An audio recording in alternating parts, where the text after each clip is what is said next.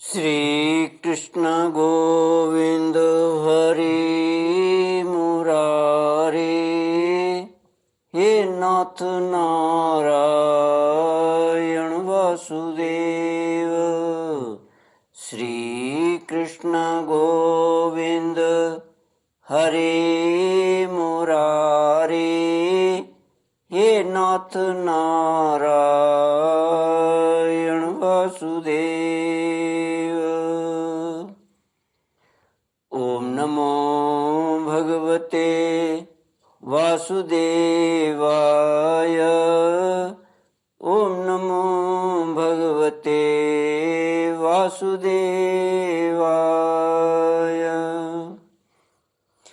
कृष्णाय वासुदेवाय हरये परमात्मने प्रणतक्लेशनाशाय गोविन्दाय नमो नमः।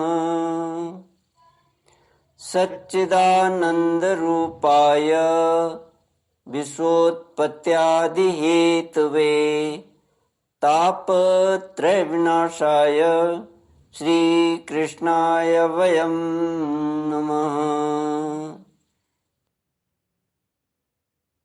चित आनंद स्वरूप परमात्मा सृष्टि के उत्पत्ति, पालन और संहार करता है तथा जीवों के आध्यात्मिक, आदि दैविक, आदि भौतिक तापों को नष्ट करने वाले हैं, अर्थात जीवों के मानसिक, शारीरिक और भौतिक दुखों को दूर करने वाले हैं। उन श्री कृष्ण भगवान को हम नमस्कार करते हैं। श्री कृष्ण गोविंद हरि मुरारे, हे नाथ नारायण वासुदेव। श्रीमद् भागवत दशम स्कंद अथ चतुर्विंशोऽध्यायः। श्री शुक उवाच भगवानपि तत्रैव बलदेवेन संयुतः अपश्यन्निवसन् गोपानिन्द्रयागकृत्योद्यमान्। तदभिज्ञोऽपि भगवान् सर्वात्मा सर्वदर्शनः प्रस्रयावन्नतो पृच्छत् वृद्धान् गोनन्दपुरोगमान्। प्रस्रयावन्नतो पृच्छत् वृद्धान् नन्दपुरोगमान्। इंद्र यज्ञ निवारण। श्री सुखदेव जी कहते हैं, परीक्षित, भगवान श्री कृष्ण बलराम जी के साथ वृंदावन में रहकर अनेकों प्रकार की लीलाएं कर रहे थे। एक दिन देखा कि वहाँ के सब गोप इंद्र यज्ञ करने की तैयारी कर रहे हैं। भगवान श्री कृष्ण सबके अंतर्यामी और सर्वज्ञ हैं, उनसे कोई बात छिपी नहीं थी, वे सब जानते थे। फिर भी विनयान्वित होकर नंद बाबा आदि बड़े बूढ़ों गोपों से पूछा, पिताजी, लोगों के सामने यह कौन सा बड़ा भारी काम, कौन सा उत्सव आ पहुंचा है? फल क्या है? किस उद्देश्य से, कौन लोग, किन साधनों के द्वारा यह यज्ञ किया करते हैं? पिताजी, आप मुझे यह अवश्य बतलाइए। आप मेरे पिता हैं और मैं आपका पुत्र। ये बातें सुनने के लिए मुझे बड़ी उत्कंठा भी है। पिताजी, जो संत पुरुष सबको अपनी आत्मा मानते हैं, जिनकी दृष्टि में अपने और पराये का भेद नहीं है, जिनका न कोई मित्र है, न शत्रु और न उदासीन, के पास छिपाने की तो कोई बात होती ही नहीं, परंतु यदि ऐसी स्थिति न हो तो रहस्य की बात शत्रु की भांति उदासीन से भी नहीं कहनी चाहिए। मित्र तो अपने समान ही कहा गया है, इसलिए उससे कोई बात छिपाई नहीं जाती। यह संसारी मनुष्य समझे बेसमझे अनेकों प्रकार के कर्मों का अनुष्ठान करता है। उनमें से समझ बूझ कर करने वाले पुरुषों के कर्म जैसे सफल होते हैं, वैसे बेसमझ के नहीं। अतः इस समय आप लोग जो क्रिया योग करने जा रहे हैं वह सुहृदों के साथ विचारित शास्त्र सम्मत है अथवा एक ही है।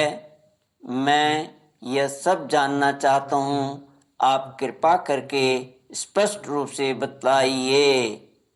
श्री कृष्ण गोविंद हरे मुरारे, हे नाथ नारायण वासुदेव। नंद बाबा ने कहा, बेटा, भगवान इंद्र वर्षा करने वाले मेघों के स्वामी हैं। ये मेघ उन्हीं के अपने रूप हैं। वे समस्त प्राणियों को तृप्त करने वाला एवं जीवन दान करने वाला जल बरसाते हैं। मेरे प्यारे पुत्र, हम और दूसरे लोग भी उन्हीं मेघपति भगवान इंद्र की यज्ञों के द्वारा पूजा किया करते हैं। जिन सामग्रियों से यज्ञ होता है वे भी उनके बरसाए हुए शक्तिशाली जल से ही उत्पन्न होती हैं। उनका यज्ञ करने के बाद जो कुछ बच रहता है उसी अन्न से हम सब मनुष्य अर्थ धर्म और काम रूप त्रिवर्ग की सिद्धि के लिए अपना जीवन निर्वाह करते हैं। मनुष्यों के खेती आदि प्रयत्नों के फल देने वाले इंद्र ही हैं। यह धर्म हमारी कुल परंपरा से चला आया है। जो मनुष्य काम, लोभ, भय अथवा द्वेषवश ऐसे परंपरागत धर्म को छोड़ देता है उसका कभी मंगल नहीं होता। सुखदेव जी कहते हैं, परीक्षित, ब्रह्मा शंकर आदि के भी शासन करने वाले केशव भगवान ने नंद बाबा और दूसरे ब्रजवासियों की बात सुनकर इंद्र को क्रोध दिलाने के लिए अपने पिता नंद बाबा से कहा। श्री भगवान ने कहा, पिताजी, प्राणी अपने कर्म के अनुसार ही पैदा होता है और कर्म से ही मर जाता है। उसे उसके कर्म के अनुसार ही सुख दुख भय और मंगल के निमित्तों की प्राप्ति होती है। यदि कर्म को ही सब कुछ न मानकर उनसे भिन्न जीवों के कर्म का फल देने वाला ईश्वर माना भी जाए तो वह कर्म करने वालों को ही उनके कर्म के अनुसार फल दे सकता है। न करने वालों पर उसकी प्रभुता नहीं चल सकती। जब सभी प्राणी अपने अपने कर्मों का ही फल भोग रहे हैं तब हमें इंद्र की क्या आवश्यकता है। पिताजी, जब वे पूर्व संस्कार के अनुसार प्राप्त होने वाले मनुष्यों के कर्म फल को बदल ही नहीं सकते तब उनसे प्रयोजन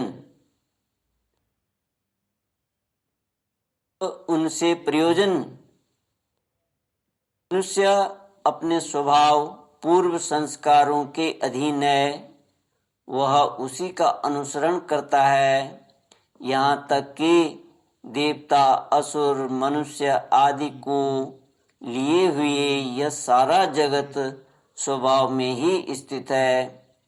जीव अपने कर्मों के अनुसार उत्तम और अधम शरीरों को ग्रहण करता और छोड़ता है।